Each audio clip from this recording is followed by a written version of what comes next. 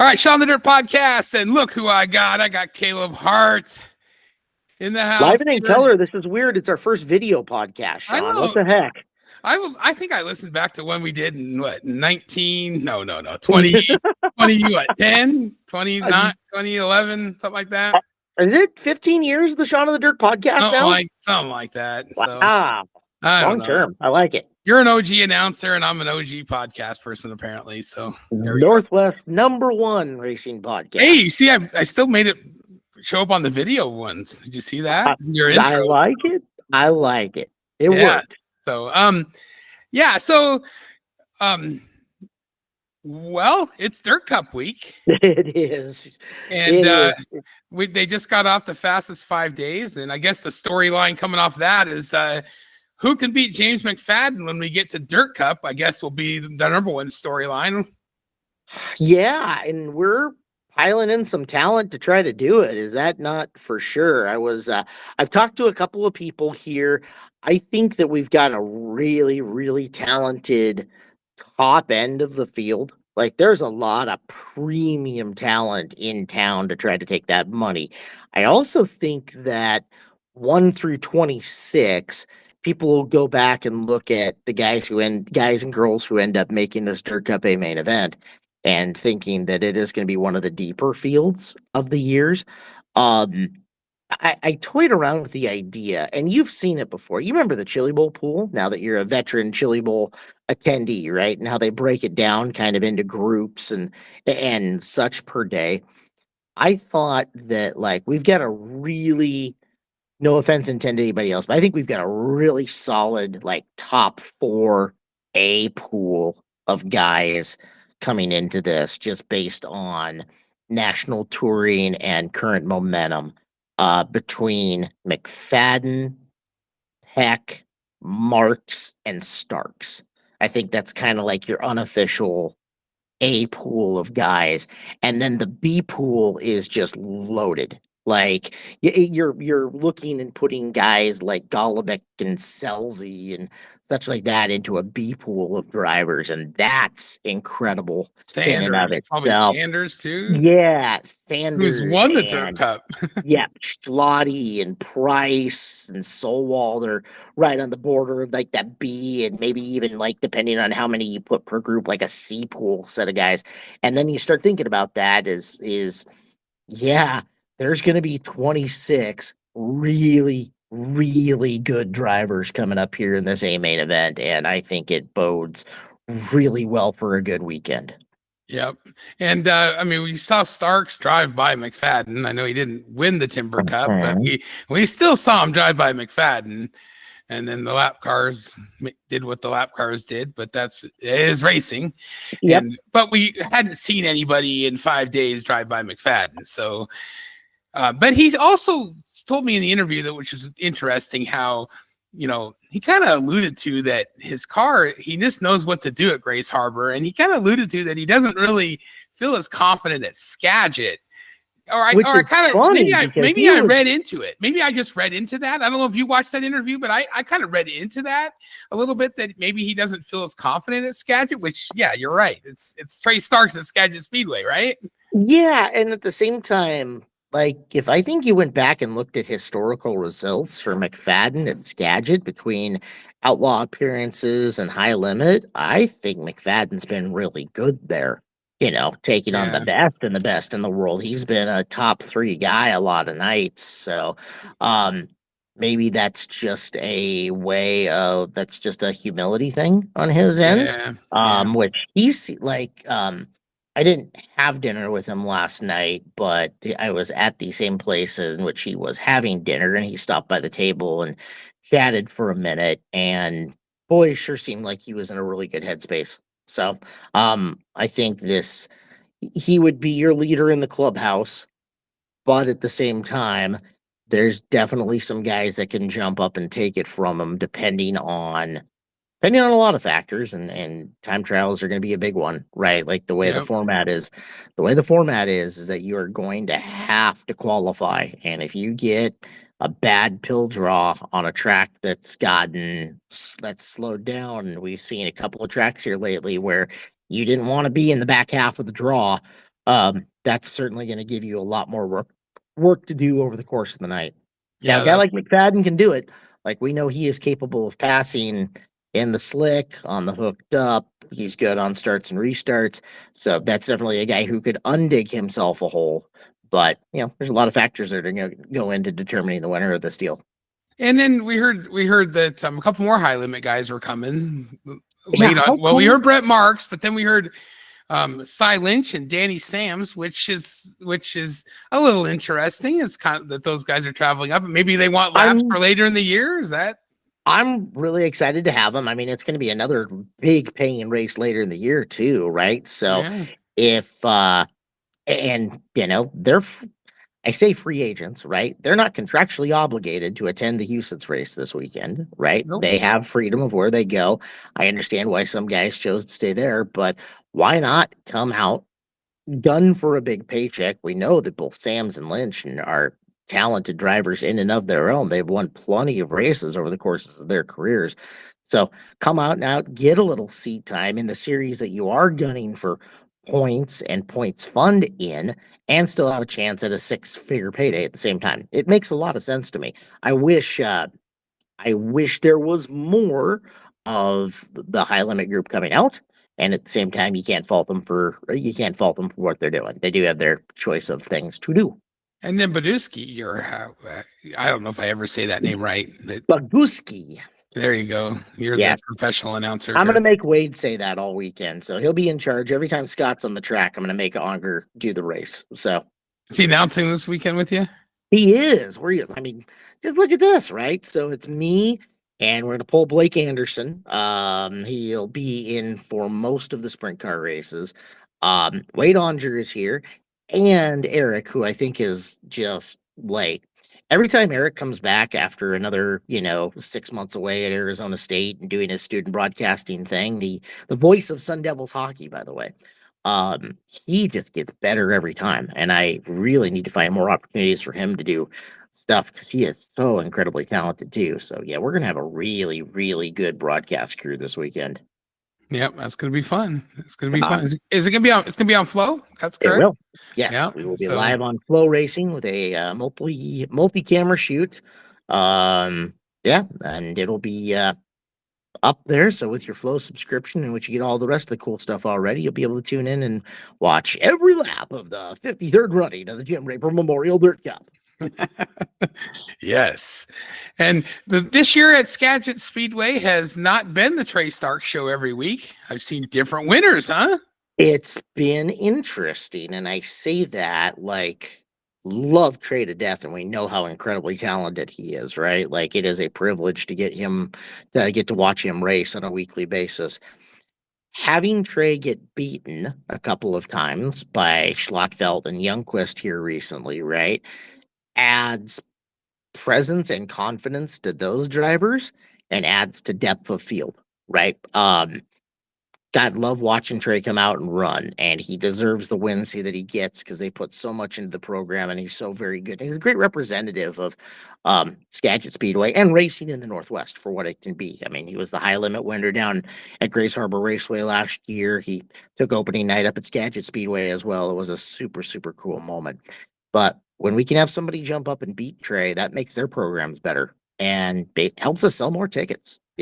Come out and watch. And if you're watching for more than one guy, if you've got more than one rooting interest, if you know that, the top 6-8 dudes in the field can win, that makes the mains even all that much better, much less this weekend where, of your 26 cars that'll end up making the Saturday night A main event, you'll have you could have a logical discussion as to why any of the 26 of them could have won coming into the weekend. Yep. So that there will won't be exciting. There's not going to be any junk or anybody undeserving making that field. That's for sure. And the big inverts on the prelim nights, that's always fun. We normalized things a little bit. Rather than doing 16 on one night and 18 on the other, we're going to do 16 on both nights. So you don't have to one. Yep. And then the other thing I saw was no provisionals this year. We're going to put all of them in, or you have to make it. Yeah, we ended up putting 26 in the last few years anyways, right? So rather than, okay, 24 are going to make it and then we're going to arbitrarily choose one and have one put up to like a popular vote, we're just putting 26 drivers who earn their way in. Period. Done. End of discussion. No more. I understand why provisionals exist, but like, you make the show, you make the show. If you didn't, sorry. Hope you come try your luck again. And then the other thing I guess that I heard and that I thought might be interesting is the berm. I heard that in one of the I think it was the Blake and Justin Youngquist drivers project thing, and I thought, well, let me ask Kaleb what he thinks about the berm, because how many years has it been since we've seen a berm, first of all? And then the Yep. second thing would be, because Kaleb's been there a long time, and the second thing would be, does that affect Jason Sowell, because he still won? If they had the berm this last week, he still won in the 360. So Yeah. it must not have affected him too much, huh? Sure didn't bug him on Saturday night, that's for sure. Yes, the berm is a little taller. All the way To around, me, like it's equally around, or eh. So here's what I would say. If Justin hadn't pointed it out, I wouldn't have noticed the berm difference. So okay. I don't know that it's as big to the casual observer as it is to the racer. Okay. And again, that being said, the guy who has been as good at running the bottom group as anybody, and Jason didn't bug him enough to stop him from winning. Now, he was up top a lot of that race, so it was a little atypical in terms of what you would normally see from a Solwald win. He got up, he was all elbows up and in the air and ready to roll. So we'll see. I also think that over the course of the week, and depending, I mean, you're going to have 45 ish 410 sprint cars. Cutting laps, and really, every lap they make, nobody ever talks about this. They'll talk about the track wearing out, but the track wearing out is the track getting abused. You know what I mean? Those are a lot of high stress laps on a racetrack. It's 900 ish plus horsepower in a lot of those instances on big old tires, just chewing it and eating it up. So wherever that berm is now is gonna be lower by the time A main runs around Saturday night, unless they go through and reshape the thing every night, and they've got so much work to do, uh, just getting water back into the thing, that who knows how much reshaping they're actually going to do other than a basic grade to make sure there's enough material across the board on all grooves. So we'll see. That's like I said, if Justin hadn't pointed it out to me, I wouldn't have noticed much of a difference in it at all, as is. And it's certainly not the massive, tall, aggressive, like 1 foot drop from the berm down to the bottom groove that it was in '05 when I started this gig. So, Okay. but All yeah, right. it'll be a factor. Yep. And you do bring up a good point. The with the racetrack and getting abused, because you've had 410 races, 5, Uh, 4, I think. I'd and have we're gonna to, have that many, almost that many races in a weekend. on top of a 2-day show coming into it, right? A Saturday and a Sunday, which was something. So you kind of have a little narrow window for getting the track back into shape on Thursday. On top of that, everybody looks at it, but we will fight a little bit of weather through the weekend. So, how much time can those guys get in and get to the track to make it optimal while battling Mother Nature? It is definitely one of those curveballs. Yeah, we'll have to definitely stay tuned to the track social media and for all that updates, and just stay Right. tuned and see what happens. And Because what I'd say to the world is, like, nobody has any control of the weather, right? yep, Like, there's yep. absolutely no reason to worry about it. And that we're absolutely committed to getting every lap of every race in if possible. So bear with us. We're going to do the best by you, the fans, because we want to see this race go off as well. So yeah, hang with us. We have no control over the weather. You don't. So there's no reason worrying about it or speculating about it. And we're going to do everything we can to get Dirt Cup done by Saturday night. And I know they've commented on people that have asked already if they've got Mhm. Sunday in there, and the comment was yes, Sunday is available. So Yeah. that Yep. was commented by the track. So it's not you and me speculating. Nope. That was commented by the Well, track. So and now you've seen it. Like, we have We now have experience with racing during the day on Sunday, so we know what it's going to take. We know a lot of the challenges for what a Sunday afternoon show will present to us, and are better prepared to deal with those as they come up, if necessary. All right, so let's wrap it up. So 3 days of Dirt Cup, Thursday, Friday prelim night, Saturday the big, what's it, 100,000, and I keep getting it. It's 100,000 and 26 because it's different for the high limit race. It's 100,000. Yep, $100,026.26. Okay, Plus $300 per lap led, $200 per lap if you're in second, and $100 per lap if you're in third.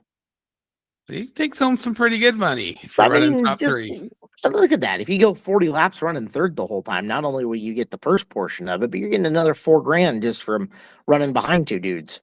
And the good start money too. Yeah, Excellent start money. Excellent start money. You get to hang out here in the Pacific Northwest, the most beautiful area of the world. You're not stuck in South Dakota. Props to South Dakota. I mean, I've been there. It's ugly, but it's beautiful, I'm sure. Yeah, props to South Dakota, but hey, there's nothing quite like where we are. Skagit Speedway, we're 20 minutes from the ocean and 20 minutes from the mountains. So it is, you can literally go crabbing during the day, snowboarding in the mid-afternoon, and come watch sprint car races at night. Yes, kind of wild, right? Yes, you could. Probably not right now. Probably couldn't snowboard right now. No, I've got some good friends. Part of the Northwest Focus Midget Series, like Ashley Thompson is one of the biggest snowboarders you'll ever see. She is like, oh, there's snow? Cool, we're snowboarding. And Shane's like, okay, well, I'm snowboarding now. Good deal. But like, if there was snow, she would be snowboarding. So yeah, I don't think there's enough snow to snowboard right now. Well, maybe she needs a snowmaker. There you go. She needs a race win this weekend. Yeah, that's what she would say. Right? Yeah, and they're going to be here as a support class, and they've had. I mean, I thought they had a pretty good, 11 cars on those 4 nights, three nights, and then they added some cars there at the end of it. And those cars are really suited for the Oregon tracks really well. Right? Yeah, I thought that was a good show. I mean, right size, right speed. Those tracks really suit what those guys do as a series really well, and I thought Mark and Jolene are doing a good job in their first year as the shepherds and stewards of that group. And we're going to split the fields from them, it sounds like, on Thursday and Friday night. That's not 100% defined, but that way it's just a small support class both of those nights, and then we'll combine them back up together for their A-main and racing on Saturday. So, and it's you have a sponsor on that now. It's CGE? CGE Garage. Yeah, there you go. See, I've been paying attention a little bit. Good man. You're busy. You got a lot of stuff pulling you in a lot of different ways. Yeah, but I've been voice of the Grace Harbor Raceway. That's all right. I've been watching it too. I've been, you guys do a good job with putting it up on YouTube and different things and the highlights. That's been an interesting thing, the whole YouTube deal, right? Like, I don't know that the world is caught on that, like, weekly racing at Skagit, if you can't get there and get to the stands, is available literally just for the click of a subscribe button. You know what I mean? Yeah. Like, and you're not the tech support, by the way. If it doesn't work right, Kaleb Hart is not the tech support. It is not me. I love you guys, but like the phone blowing up that the YouTube isn't working is beyond my ability to help you. That's the biggest thing. I'm sorry. But like, unfortunately, and you're not the track prep guy. I'm not either. Well, you get this now too, having done some of the PA stuff, right? Like, our first responsibility is to the fans in the grandstands, right? Yep. They don't care that the YouTube isn't working, right? So and that's where my first responsibility always has to come to them to make sure that they're informed and tuned in and clued in as to what's happening. So, unfortunately, the bandwidth, as both of our jobs get more and more busy on a Saturday night, beyond just telling people what's happening on the track, but they are getting more involved. It is harder to deal with all the extra stuff that comes up with being a track announcer these days. And we have Friday. You can't forget about Friday night. Kaleb Hart night, fan club night is the official Friday night Kaleb Hart fan club night. I don't actually believe this is happening. This is unconfirmed. No, it's official from the El Presidente, me. So, and Andrew. I guess Andrew announced it to the world the other night. Yeah, yeah, he said it, and it's official. So that's it. So we'll So, have fun, and they can wear their shirts whenever they want. Anyone can wear their Kaleb Hart shirt. I might just wear 2 or 3 of them and just wear them every day. You know, why not? You know? What if I just get you and Andrew like stuck in the beer garden on Thursday night and get you guys, you know, a soda pop or something like that, and get you to the point where you don't remember that that's what's going to happen on Friday? Can we avoid it that way? No, we're going to do it because it's going to be fun. Because we have people that, you know, this shirt, you know, the Kaleb Hart fan club, if people don't realize, it started with me just getting you a regular shirt. And now we have a whole regular official shirts. And now we have people requesting the shirts. And it's a Chili Bowl sponsor now. Yeah. Well, we have I throw money out there to help the racers at the Chili Bowl. Oh no, the Kaleb Hart fan club does. Sorry, wait. Yeah, but you know, it that goes to the racers, so I have no problem helping them. And that part's awesome. And and it's flattering, and I don't know how to deal with it, but it is awfully fun. Flattering. And we just keep doing it. It's fun, and I think people appreciate you. So I hope, and that's all the whole thing is. We appreciate you, Kaleb. So you've helped me out a lot too over the years. I mean, you've helped me out just in announcing too. I mean, I'm no professional announcer, and I don't sound smooth like you, but I've learned from you a lot. So. Well, I appreciate that. Thank you. It's you know, what's really cool is that this is year 20. Year 20. It's season 21, but year 20. So all the way back in 2005. Yeah. And I don't feel that old, but I was over at a friend's house last night. And she was nice enough to make dinner. And her neighbors came over, and she's like, "Hey guys, this is Kaleb from the racetrack." And the one guy goes, No way.